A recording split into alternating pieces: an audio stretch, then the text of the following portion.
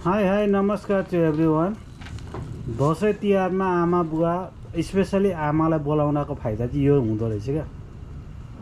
अब बनाउन आउँदैन हामी दुवैजनालाई।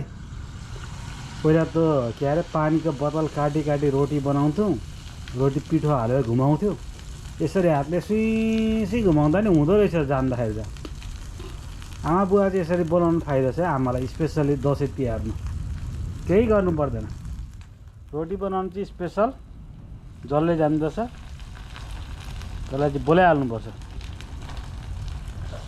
कस्तो लाग्यो रोटी भन्नु त आमा? राम्रो भएछन्।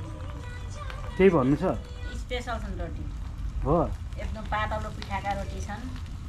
सबैलाई मिठा भयो अरे। बाक्ला पिठाका रोटी पकाउँदिनँ म, पातला पिठाका रोटी छन्। मोटा देखाउँछन् तर बाक्ला हुन्छन् पिठामा, पिठोभित्र हुन्छ। यसमा चाहिँ झुरुम झुरुम परेका छन् रोटी भनेर सबैले खानेले त्यही भन्नुभयो। ल राम्रा छन् रोटी।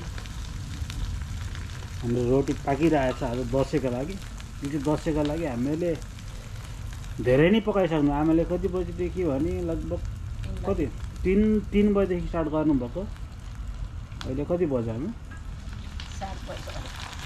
4 घन्टा भयो। कति खाइयो, कति सबैलाई पकाउने कोही नभएर पनि होला